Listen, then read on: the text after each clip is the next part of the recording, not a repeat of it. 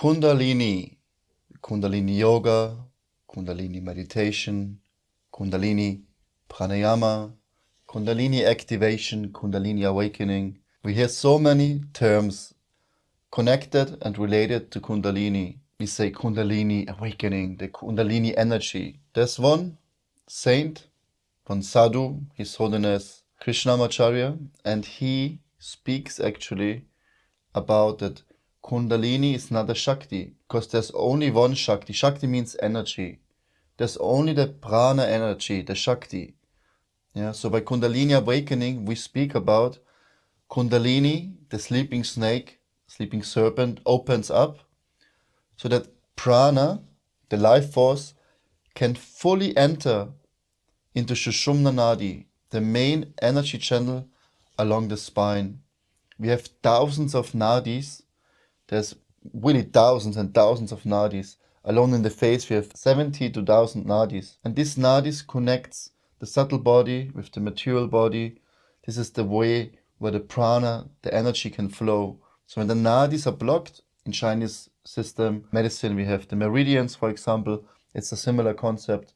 So when these energy channels are blocked, then the life force can't flow properly. Then all kinds of diseases, mentally, physically, emotionally, arise from blocked nadis. So what the goal is of Kundalini yoga or pranayama, whatever you want to call it, is actually to free this energy, to make space, to be purified, the nadis especially, so that prana can enter. And then maybe you know from the pharmacy or from ambulances, you have this pole and then you have two snakes. Yeah, these snakes represent the Kundalini energy, the prana energy, climbing up from the root of your spine, the root chakra, to the sacral chakra, solar plexus chakra, the heart chakra, the throat, the third eye, and then they meet on the crown. Yeah, so the symbol is very, very common all around the world since thousands of years. Yeah, we still use it for our ambulance, for example, because it represents the balance and the harmony of the physical and the mental body, the left and the right, the Pingala and the Ida. Pingala Nadi and Ida Nadi stands for the masculine, Pingala, the sun, the fire, extroverted, logical, strength, sun, yeah, and the moon, Ida, cool, white, yeah, calm, peaceful emotions, introverted, the feminine, yeah, we have the masculine and the feminine, and then represented by the left and the right side of the brain. So the right side of the body is connected with the left side of the brain and vice versa.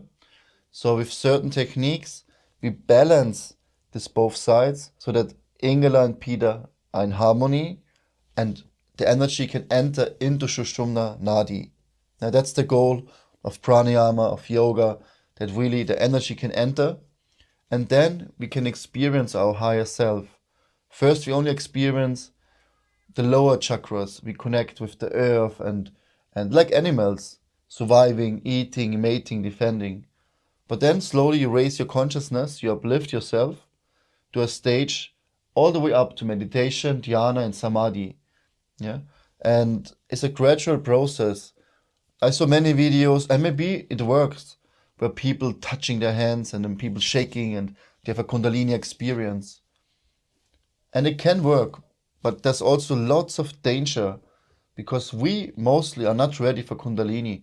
I myself, I'm not ready. I'm practicing since 10 years, mantra meditation, yoga, pranayama, mindful living, eat a healthy diet. But I'm not ready for Kundalini because I have so many material attachments. I'm not on a state where I can practice yoga many hours, where I can live freely in celibacy, eat only like the yogis, like half, like very certain things you should avoid. And there's so many rules. And then you purify yourself for many years. The chakras are all balanced. Yeah, I'm in the middle of family life. I'm trying my best, but you need to really practice yoga on a daily basis, 24 hours a day, the best. You know, you sleep less, you eat less. You be very clear. Your intention is clear. You have no distractions. Usually you live in the Himalayan mountains or in a forest. You live remote. Yeah, then you can practice this.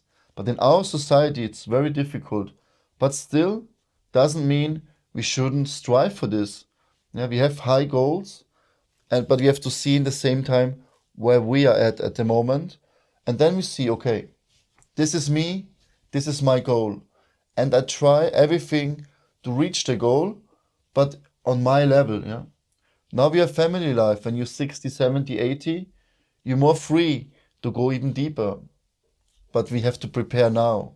If we don't prepare now, there will be no chance for later.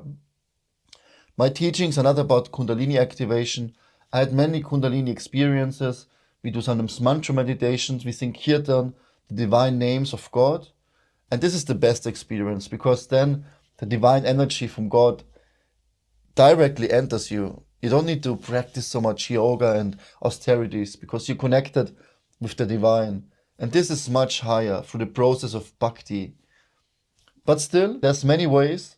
Like Krishna says in the Bhagavad Gita, surrender everything to me, always think of me, serve me, have a loving relationship with me. If you can't do this, then work for me. If you can't do, he gives always like the highest, then think of me, then work for me. If you can't do anything, then just give the results of your work to me. So it's made, everyone should fit in. There's no one left out.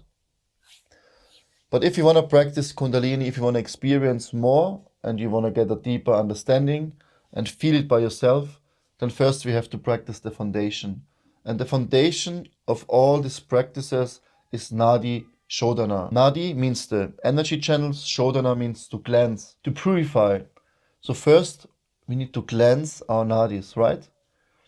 Also connected with Kapalabhati is one of the Shat Kriyas, of the 6 Kriyas, activities to purify ourselves, like we have the nose cleaning, we can clean our guts. And this Kriya is very powerful. Kapalabhati is the kind of breath of fire almost, but we have an exhalation active, the inhalation is passive.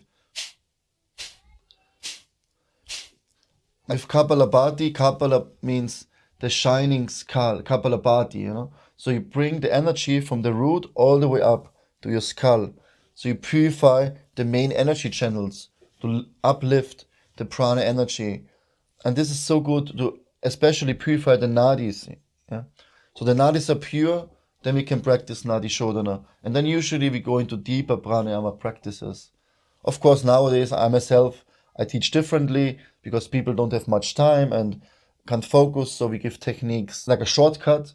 But traditionally, if you want to go deep, you practice Kapalabhati and Nadi Shodhana. That's the basics. And then what I like to teach is Kundalini, Pranayama, also known as the spinal breath. For many of my videos, you inhale, arch your back, exhale, round your spine. Slide your hands towards your waist. Because by practicing this kind of techniques, then you can really open up the flexibility in the spine, the energy in the spine. You move the body, especially where the chakras are aligned. So it's harmonizing for the energy centers, but at the same time it gives you flexibility, and you focus the energy, the clarity within. With the inhalation, you move up. With the exhalation, you move down. Okay, I will show you all of these techniques quickly. So you find yourself in a comfortable sitting position. Then you inhale, round your spine, arch your back, chest out, chin slightly up. And exhale, you round your spine again.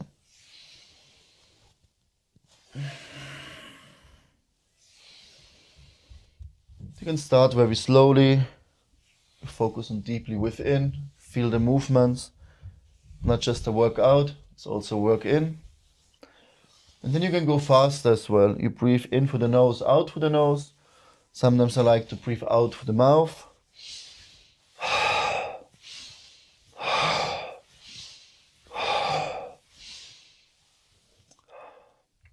You can do 10 minutes, or you do 3 rounds, maybe 10, 15 breaths, cycles each round.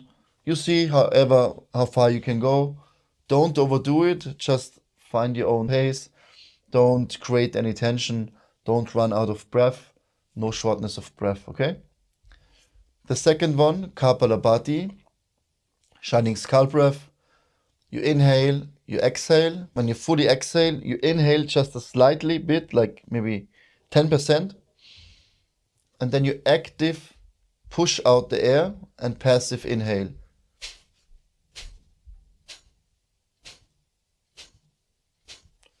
The focus is on the belly, right? Just pump. You just pump the belly out, out. The rest of the body should stay calm, relaxed. And you focus, feel the belly. And you focus on your third eye. You feel the energy moving up to a higher energy center. We're gonna do 3 rounds. Maybe first round 30 breaths, second round 40, third round 50 breaths. The numbers is not so important. The speed is not so important. Most important is the focus, the clarity of each breath, to really connect with the movement of the belly, to connect with the third eye, and feel the energy moving. Look within yourself. Take your time for this. Don't be hasty and just take it step by step. Then we are purified, we are open, then we can practice Nadi Shodhana. So then Nadi Shodhana, we bring the forefinger and the middle finger here on the thumb fold, and we open with the thumb and with the ring finger and pinky finger. There's many variations. What I like to teach and what I learned myself is you inhale in through the left and you always end with the left. So we first inhale, exhale, fully exhale, you close your right nostril, exhale fully through the left. Then you hold for a moment, open the right, exhale for the right. Then inhale for the right, close, hold, exhale left. Best is if you do 50 minutes a day. In the video now, we're gonna do a few rounds like this with only 1 second hold. It's called Anulom Vilom, alternate nostril breathing. And then we practice Nadi Shodhana, where we hold the breath. You inhale, you hold the breath, you exhale. On the other side, you inhale, hold, exhale, hold. And then even further, a more advanced technique is you inhale, you hold, you exhale, you hold. Inhale, hold, exhale, hold. Trust me, if you want to experience Kundalini, if you want to be healthy, if you want to be happy, energized, in harmony, in balance, live fully your masculinity, but also your creative and emotional side, then combine both to be in the center. We have to really practice Nadi Shodhana. It's the essence of all techniques. Learn these 3 practices. Before you practice any advanced Kundalini stuff, first go to the basics, please. It will help you so much to really get the foundation. If you build a house, first you need to have a strong and good foundation. Otherwise, the house will fall apart. The same way, this body is a temple of the soul, temple of God. Yeah. If we go too fast, too quickly, then we only destroy our body, our health, mentally and physically. First, learn these techniques, watch the video again, understand how it works, and then in the next video here, we're gonna do a guided session with these 3 techniques so that you can also experience the power of it yourself. And then, after a few months of practice, these 3 techniques, you can start with your Kundalini journey. Thank you for watching. Namaste.